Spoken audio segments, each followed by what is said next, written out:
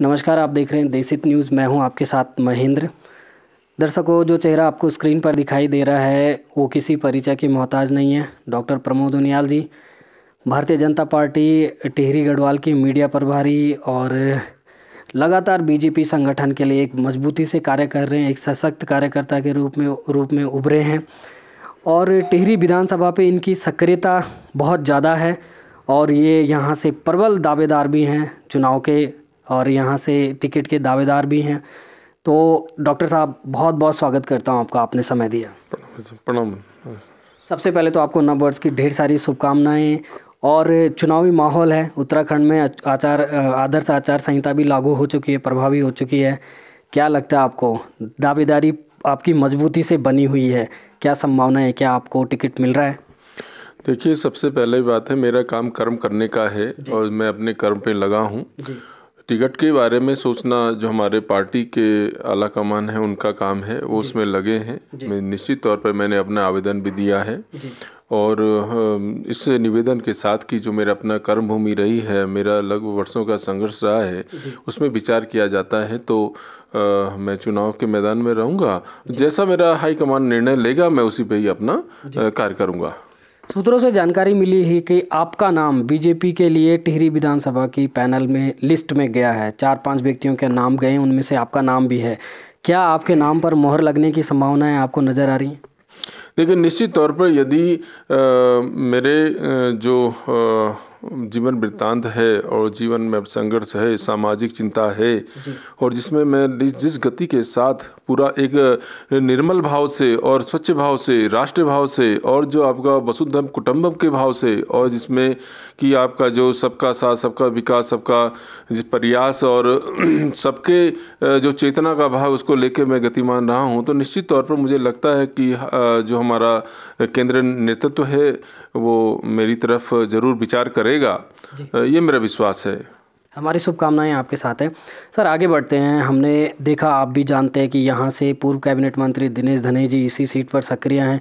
उनके अलावा पूर्व कैबिनेट मंत्री किशोर उपाध्याय जी भी इसी सीट पर सक्रिय हैं। हालांकि वो चुनाव लड़ेंगे नहीं लड़ेंगे, इस बात पर अभी संशय बरकरार है। आपको लगता है इस सीट पर मुकाबला बहुत कांटे का होने वाला है, क्योंकि तीनों पार्टियों के जो ये प्रत्याशी हैं सक्षम हैं? क्या लगता है आपको, आपकी कहीं ना कहीं आप इनसे आगे मानते हैं अपने आप को? देखिए, सबसे बड़ी बात है कि आपने जिस प्रकार से 2 व्यक्तित्व का नाम लिया है, तो उनकी अपनी विचारधारा है, उनका अपनी सोच है, उनका अपना जो संगठन है। हमारा जो भारतीय जनता पार्टी का परिवार है, बड़ा परिवार है। यहाँ पर हमारा संगठन बहुत मजबूती से खड़ा है।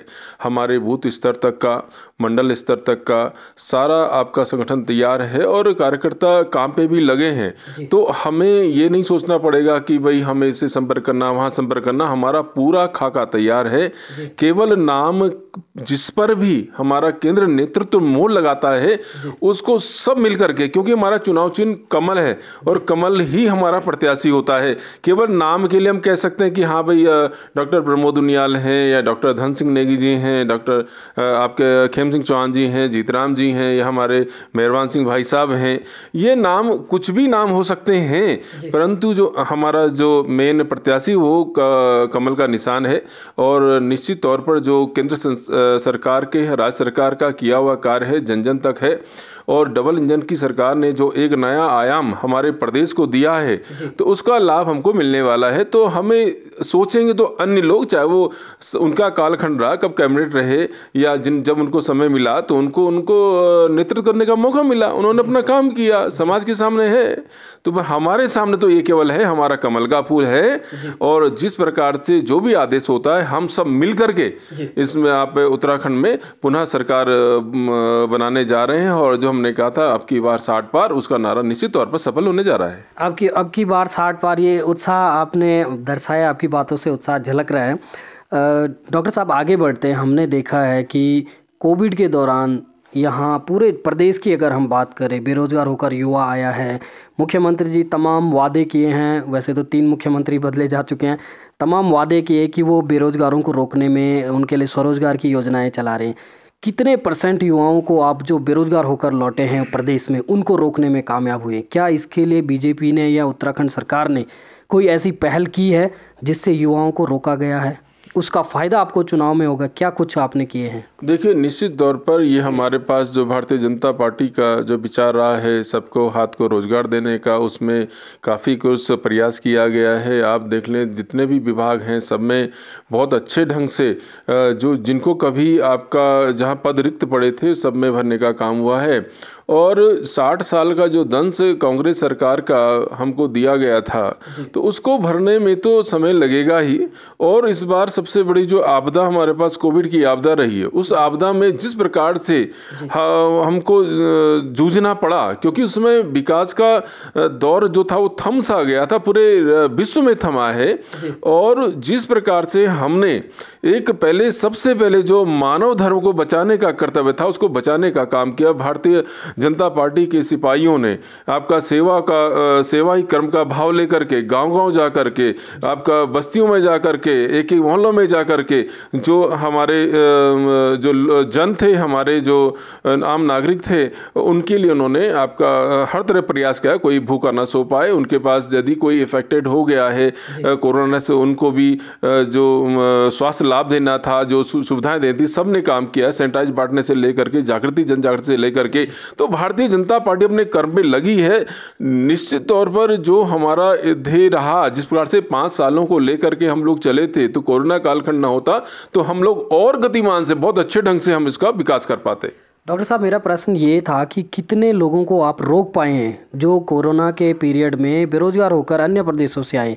उनमें से कुछ लोगों को रोकने में क्या आप सक्षम हो पाए हैं? देखिए, जहाँ तक मेरी टिहरी विधानसभा का मुझे जहाँ तक ध्यान है, मैं लगभग टिहरी विधानसभा के लगभग गाँव में मैंने भ्रमण किया है। चाहे मुझे 2 लोग मिले, 10 लोग मिले, 5 लोग मिले, सबके पास जाने का मुझे सौभाग्य प्राप्त हुआ है।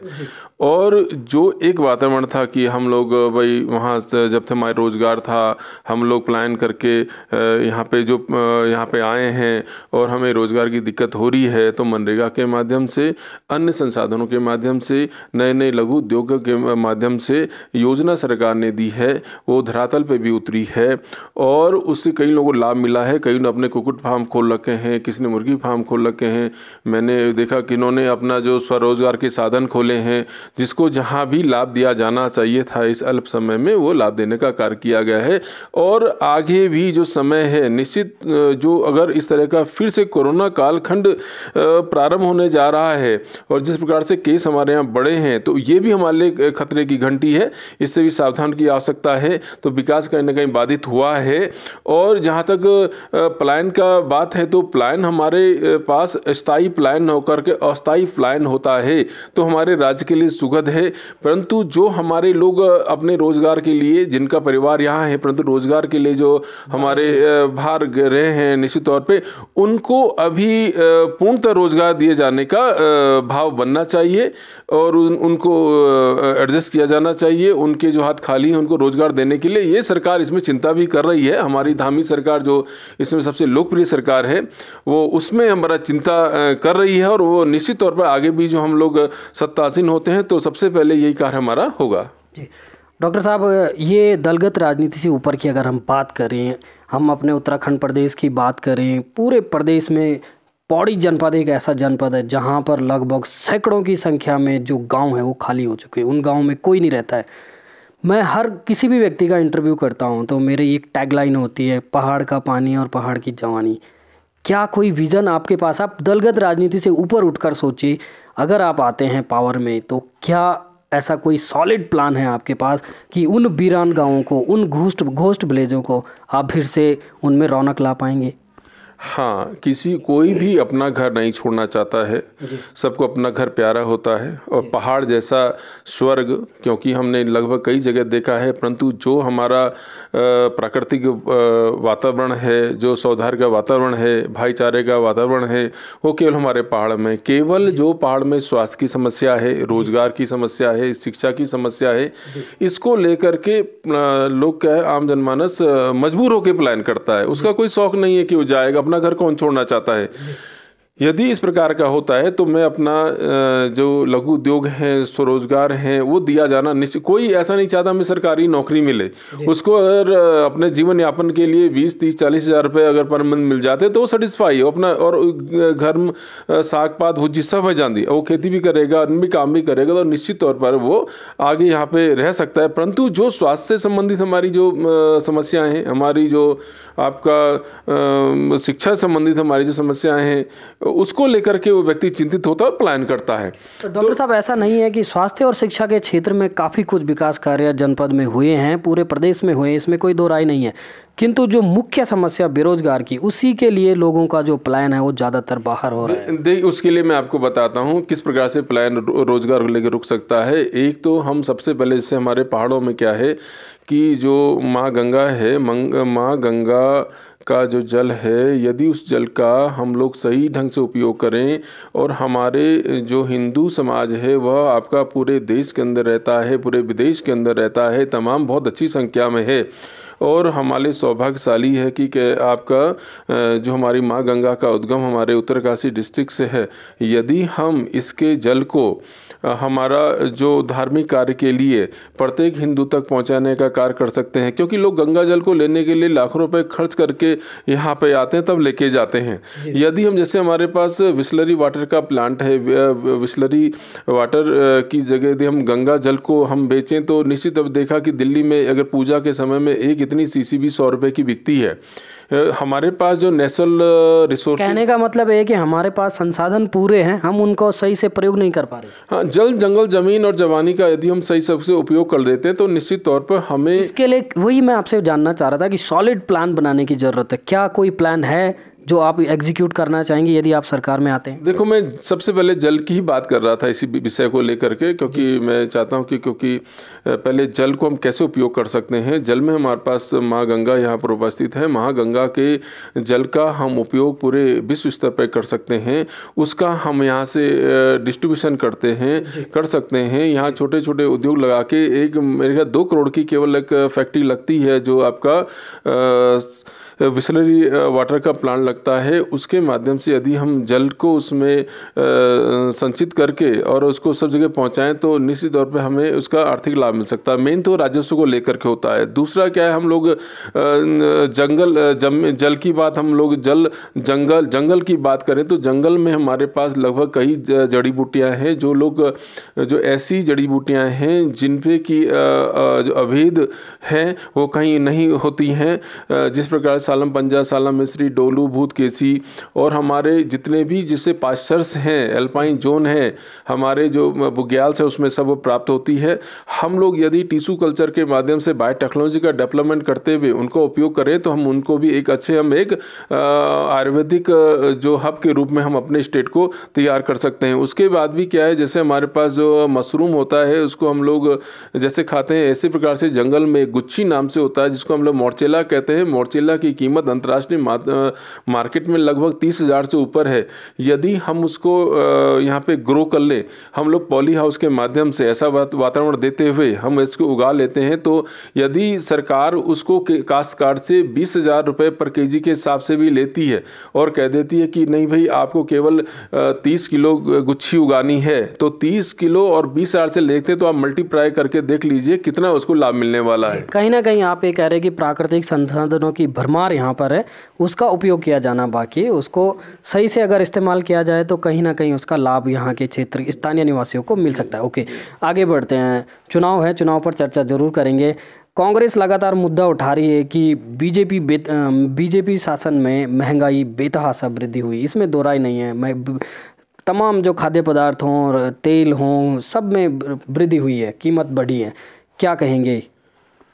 माननीय महोदय, सबसे बड़ी बात है कि मैं जिस प्रकार से हमारे कर्मचारी गण हैं उनकी जो वेतन देने का जो सबसे बड़ा संकट, जो ऐसे जब सारे कारखाने बंद हो गए, सारी चीज़ें बंद हो गई, गाड़ी घोड़ा बंद हो गया, जिसको टैक्स के माध्यम से जो एक राजस्व आता था वो सारा बंद हो गया, आम आदमी कहाँ से लेके आता, जनमानस को लाभ दिया गया, होटल जितना हमारे पर्यटन को लेकर के हमारा पूरा उत्तराखंड जो जिले हैं वो उस पर आश्रित हैं, वो सबका होटलों का पूरा टैक्स माफ़ कर दिया गया, जो वाहन चालकों को टैक्स माफ़ कर दिया गया, राजस्व का बहुत बड़ा अभाव हुआ है। तो इसमें कहीं ना कहीं ये कालखंड, मैंने बताया कि ये कालखंड हमारे लिए बहुत ही विकट रहा है, और हम केवल उस कालखंड का हम ये नहीं कह सकते कालखंड के कारण, लेकिन कांग्रेस इसको बड़ा मुद्दा बना रही है। कांग्रेस के पास कोई मुद्दा ही नहीं है, कांग्रेस के पास कोई मुद्दा ही नहीं, मुद्दा विहीन पार्टी है। लोग समझ चुके हैं, समय था कांग्रेस का जब उन्होंने समाज को बेवकूफ़ बनाया है, समाज के अंदर उन्होंने एक ऐसा कि केवल हाथ हाथ हाथ, इसके अलावा कुछ नहीं था, उनके अंदर कोई ऐसी चेतना भाव नहीं था, राष्ट्र के प्रति कोई चिंता भाव नहीं था। यदि राष्ट्र के प्रति चिंता भाव होता तो आज हमारे देश विकासशील देशों की श्रेणी में न होकर के विकसित देशों की श्रेणी में होता।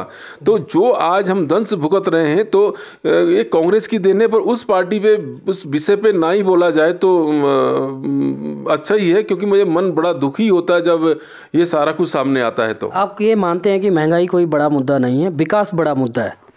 जी, विकास, आपको लगता है कि आपने इन 5 सालों में विकास किया है, तमाम योजनाओं को आप जनता तक पहुंचा पाए हैं? निश्चित तौर पर देखिए, सबसे पहले जो आपका कैशलेस सिस्टम जो बना, या सीधे ऑनलाइन सिस्टम बना, सीधे जिसके पास जो सैलरी का साधन हुआ करता था, या आपका पेंशन का साधन हुआ करता था, या ऐसे जो आपका जो हमारा मनी का जो इसमें आपका एक स्थान से दूसरे स्थान जाने का होता था, वो अब बिल्कुल क्लियर है। उसमें इस तरह का भाव नहीं है कि भाई आपका कोई बीच में उसमें मार जाएगा पैसा, या कोई आपका दलाली कर लेगा, या आम मानस के बाद जो पैसा जाना चाहिए, तो जो विकास का, चाहे मनरेगा का पैसा हो, चाहे जितनी योजनाओं का पैसा हो, सीधे सीधे खातों में जाता है जहां उसको जाना चाहिए। पहले ऐसा नहीं होता था। मैं खुद भुक्तभोगी हूँ, कई बार गए, उन्होंने कहा नहीं भाई इसमें आप इतना पैसा दोगे तब जाके आपका काम होगा, ये कर, मतलब बार्गेनिंग होती थी। अब वैसा भाव नहीं है, और राष्ट्र चेतना का भाव कहीं ना कहीं मोदी भाई ने इसको जागृत किया है, और आज राष्ट्र में सबसे बड़ा जो है कि राष्ट्रभक्ति की चेतना है। राष्ट्र के प्रति अब प्रत्येक व्यक्ति, छोटा से लेकर के बड़ा व्यक्ति, अपनी जिम्मेदारी को समझ रहा है। उस समय का भाव था वो समाप्त हुआ है। आज राष्ट्र परम वैभव की तरफ जा रहा है। हम लोग विकसित राष्ट्र की ओर बहुत तेजी से आपका गतिमान है, और जिस प्रकार से सब जनमानस एकजुट हुआ है, और जिस प्रकार आप देखा होगा कि पाकिस्तान, चाइना और जितने हमारे पड़ोसी देश हैं, इवन तक कि नेपाल तक हमें आंखें दिखाने का काम कर रहा था। तो आज भारतीय जनता पार्टी के कुशल नेतृत्व ने हमें बता दिया कि हम लोग, हमारी सीमाएं सुरक्षित है। यदि कोई भी अगर, राहुल गांधी तो लेकिन लगातार ट्वीट कर रहे हैं कि चाइना की आर्मी हमारे एरिया में आ गई है। देखिए, राहुल जी का अपनी सोच हो सकती है, राहुल जी का अपना विजन हो सकता है। आपको लगता है इंडियन जो बॉर्डर्स हैं वो बिल्कुल सुरक्षित हैं? बिल्कुल सुरक्षित हैं। उसमें जिस प्रकार से पहले होता था कि नियम कानून आपका केंद्र से बनता था, आर्मी देखती रहती थी, तब तक घुसपैठ कहीं हो जाती थी। कई 100 एकड़ जमीन चाइना के पास पड़ी है, वो उन्होंने उस अतिक्रमण वो भी कांग्रेस के शासनकाल के समय की बात, सारा क्वेश्चन आपका कांग्रेस का शासन। वर्तमान में जो अभी हमने कुछ दिन पहले देखा, उत्तरकाशी के बाड़ाहोती इलाके में भी चाइनीज आर्मी ने आकर पुल को तोड़ दिया। क्या आपको लगता है कि ये घटनाएं नहीं घटनी चाहिए? देखिए, चाइनीज वो उसमें आर्मी का वो जांच का विषय है। ऐसा हम नहीं कह सकते कि चाइना के उन्हें तोड़ के कर दिया है ना, परंतु वो भी एक जांच चल रही है कि क्या वास्तविक तौर पे सेना का पार्ट था, या आपका चाइनीज का था, या कुछ ऐसे तत्वों का उसमें हाथ था। तो इस समय बड़ा सेंसिटिव टाइम है, चुनाव का समय भी है। चुनाव के समय में जो इस तरह का वातावरण भी बनता ही है, वो 1 साल पहले से बनना प्रारंभ हो जाता है। जो वर्तमान सरकार कार्य कर रही है, अच्छा कार्य कर रही है, धामी सरकार अच्छा कार्य करने में उसको कहीं ना कहीं बदनाम करने का षड्यंत्र कहीं ना कहीं रचने का कार्य किया जाता है। परंतु आम जनमानस जान चुका है कि सही क्या है और गलत क्या है, हमें किसके साथ रहना चाहिए और किसके साथ नहीं रहना चाहिए। ओके, डॉक्टर साहब आगे बढ़ते हैं। ये तो तमाम राष्ट्रीय स्तर के मुद्दे थे। अपने जनपद की बात करते हैं, अपनी विधानसभा की बात करते हैं। आप सक्रिय हैं विधानसभा में, हमारी पूरी शुभकामनाएं आपके साथ है कि आपको टिकट मिले। क्या कुछ बदलाव आप इस विधानसभा में देखना चाहते हैं? यहाँ पर जो हम न्यू टिहरी शहर की बात करें, सबसे बड़ी समस्या यहाँ पर पार्किंग की है। पार्किंग बनी तो है, किंतु वो पार्किंग का उद्घाटन नहीं हो पा रहा है। क्या कुछ सॉलिड प्लान है आपके पास इस शहर को मास्टर प्लान से बनाया गया शहर है, किंतु अंधाधुंध निर्माण ने इस शहर की सुंदरता को खराब किया है। कैसे इसको आप करेंगे टैकल? देखिए, सबसे पहले तो मैं साधुवाद दूंगा जो हमारे नगर पालिका के अध्यक्ष थे स्वर्गीय राकेश सेमवाल जी। राकेश सेमवाल जी ने इस आपका जो नगर को एक नया स्वरूप देने का कार्य किया था। उस व्यक्ति की सोच थी, प्रभु ने उनको समय से पहले बुला लिया अपने पास। इसका मुझे दुख होता है, मैं उनके पास काफ़ी बैठता था, बातचीत होती थी, तो उस व्यक्ति के अंदर एक विजन था। उन्हीं का जो विजन था, उस विजन को हम बहुत आगे ढंग से बढ़ाने का कार्य करेंगे। अब देखिए, आज ही देखिए बाद में किस प्रकार का आपका स्नोफॉल हुआ है, सामने प्रताप नगर पूरा दिखाई दे रहा है, बिल्कुल रमणीक स्थान है। तो इसको रमणीक नगरी के रूप में इसको डेवलपमेंट करने का कार्य किया जाएगा। कुछ ऐसे हमारे पास जो ओल्ड टिहरी में मंदिर थे जो आज यहाँ पे नहीं बने हैं, उनको भी बनाने का काम किया जाएगा। जो हमारी जो पुरानी टिहरी की धरोहर थी, उस धरोहर को और अच्छे करने का काम किया जाएगा। यहाँ पे एक ऐसा म्यूजियम का नई टिहरी में निर्माण किया जाएगा कि पर्यटक आते हैं। लगातार मांग उठती रही है, पुरानी टिहरी की जो भी चीजें हैं उनके लिए यहाँ म्यूजियम होना चाहिए था। देखिए, सबसे बड़ी बात कि मेरे को यदि मान सम्मान मिलता है जिस प्रकार से मिला है, और मेरा केंद्रीय नेतृत्व इस पर मेरे जो टिकट पर विचार करता है, मुझे एक बार मौका मिलता है, तो ये मेरे मन में है कि मैं इन चीज़ों को पूर्ण करने के लिए जो बेसिक चीज़ हैं अपने युक्ति से, अपने विचार से किस प्रकार से किया जा सकता है, वो मेरी प्रायोरिटी पे रहने वाला है। क्योंकि टिहरी जैसा शहर पूरे एशिया के पटल में होना चाहिए। ऐसा स्थान जहाँ पर आपका झील का वातावरण आपको दिखाई देगा, आपको हिमालय आपको साफ दिखाई देगा, आपको तमाम प्रकार के जो पेड़ पौधे वनस्पति सब दिखाई देंगी, और ऐसा जहाँ पे हम लोग रह सकते हैं, चाहे आपको ऐसा सिस्टम बना करके, हट्स बना करके या अन्य तरह किया जा सकता है। फिर हमारे जो नगर पालिका क्षेत्र में हमारा जो टिहरी बांध का जो क्षेत्र है, टिहरी बांध का क्षेत्र का जिसका डेवलपमेंट होना चाहिए था, बिल्कुल सच्चे भाव से उस प्रकार से नहीं हो पाया है। हमारे सम्मानित जो मुख्यमंत्री जी ने उस पर प्रयास किया है, हमारे केंद्र नेतृत्व प्रयास किया है, हमारे सम्मानित विधायक जी ने उसमें आपका प्रयास किया है, सब लोग उसमें लगे हैं। तो उनके कामों को आगे बढ़ाना मेरा प्रायोरिटी होगी यदि मेरे पे इस तरह का कोई भी दायित्व दिया जाता है। तो शहर की सुंदरता को बढ़ाने के लिए आप काम करेंगे, कहीं ना कहीं आप ये बात कर रहे हैं। डॉक्टर साहब, समय आपने दिया उसके लिए मैं तहे दिल से आपका आभारी हूँ। अंत में टिहरी विधानसभा की जनता को क्या मैसेज देना चाहते हैं, क्योंकि चुनाव सामने है, आप स्वयं एक प्रत्याशी के दावेदार हैं, क्या संदेश देना चाहते हैं? देखिए, टिहरी विधानसभा का जो क्षेत्र है वो हम कह सकते हैं कि 3 पॉकेट में है। एक हम कह सकते हैं चंबा बेल्ट, जहाँ की भौगोलिक स्थिति या वहाँ का जो डेवलपमेंट के लिए जो जो चीज़ चाहिए वो थोड़ा भिन्न है। नई टिहरी नगर पालिका क्षेत्र बहुत डेवलप क्षेत्र है और इसको और डेवलप किया जाना चाहिए। हमारे तीसरा जो पॉकेट है वो आपका जाखणीदार है। तीनों को मिला करके मेरी टिहरी विधानसभा बनती है। और टिहरी तीनों की लगभग समस्या देखी जाए तो हमारे पास देखा जाए जाखणीदार में जो मैंने लगभग सभी से बात करी, अचित करी, जो उनके मन में था, एक तो पानी की समस्या, दूसरा क्या वो रोड जो आपका नीचे पुनाणु महादेव से लेकर के जो दोनों रोड्स आती हैं, आपका जो ये नीचे ऊपर गौसारी से होकर के आएगा, गराकोट का पुटुर होकर के जो कोटी खास तक जाती है, डिब्बा वगैरह छेटी होकर के भी, उसकी रोड की हालत बहुत जर्जर है, बहुत टूटे, मतलब कोई ऐसा गड्ढा नहीं जहाँ पे वो थोड़ा प्लेन भी कहीं, सारे गड्ढे ही गड्ढे हैं, है ना। तो सबसे पहले सबने यही मांग करी थी कि इसको आप ठीक कराना ये है। फिर आपका जो उठड़ पिपोला है उसमें रोड का कुछ मामला है। फिर यदि हम देखते हैं कि आपका जो यहाँ पे जो स्वाड़ी क्षेत्र है बहुत पैदल जाना पड़ता है ना, गढ़वा स्वाड़ी वाली मार्ग का हमारा बनना चाहिए। ऐसे कई जगह हैं जो अभी मार्ग बनने चाहिए, जो अति आवश्यक हैं और जिनकी डेंटिंग पेंटिंग भी बहुत अति आवश्यक है, जो लिंक मार्ग बने भी हैं। उसके अलावा क्या है, वहाँ पर हमें जल की समस्या का समाधान तो लगभग मोदी भाई का हर घर नल हर घर जल का उसके समाधान हुआ है। उसके अलावा वहाँ पे कि हॉस्पिटल की बड़ी समस्या जो है, आधुनिक हॉस्पिटल चाहिए। तीसरा क्या है, वहाँ के बच्चों को अपनी पढ़ाई के लिए श्रीनगर या टिहरी आना पड़ता है हायर एजुकेशन को लेने के लिए, तो या फिर देहरादून भागना पड़ता है। तो वहाँ पे एक हायर एजुकेशन का हब बनना जरूरी है, चाहे वो उसको लामड़ी धार में बनाओ, बाली में बनाओ, जाखड़ी धार में बनाओ, या अंजनी सैंड बना दो, या कैंथोली बना दो, नहीं तो आपका नीचे कफकोट में, गराकोट में बहुत स्थान ऐसे हैं जहाँ पे उसको बनाया जा सकता है, जहाँ से कि वो उसका प्लान रुक सके और बच्चा मतलब अपना एजुकेशन को लेने के लिए वहीं जा सके। ये हमारा वहाँ पे जाखड़ी धार के लिए होना चाहिए। नई टिहरी के लिए मैंने आपको बता दिया, यहाँ पर और थोड़ा इसको पर्यटन के रूप में बनाने की आवश्यकता है। और यहाँ पे भी जो हमारा यहाँ का जो मूल जो प्लान होके आया है, या जहाँ पे जैसे गांव ये कुलना गांव था, उसमें लोग प्लान होके गए, कुछ की दुकानें यहाँ पे लगभग देखता हूँ यहाँ का रोजगार बिल्कुल और मार्केटिंग बिल्कुल लगभग नगण्य है, तो उस पर भी चिंता करेंगे। इसके अलावा हमारे पास जो चंबा क्षेत्र है, चाहे वो आपका जो आपका बागी मैठाणा गांव का मामला हो, उस सड़कें तो बनी है पर उनको चुस्त दुरुस्त करने की आवश्यकता है। यहाँ पे हम देखिए, चाहे वो भाटू सैंड हो, पलास हो, आपका नीचे मातली हो, या चोपड़ियाल गांव हो, ये पूरा जो प्लेस है, ये जितना जोन है, इसमें भी हमारे कहीं ना कहीं स्वास्थ्य को लेकर के बड़ी चिंता होती है।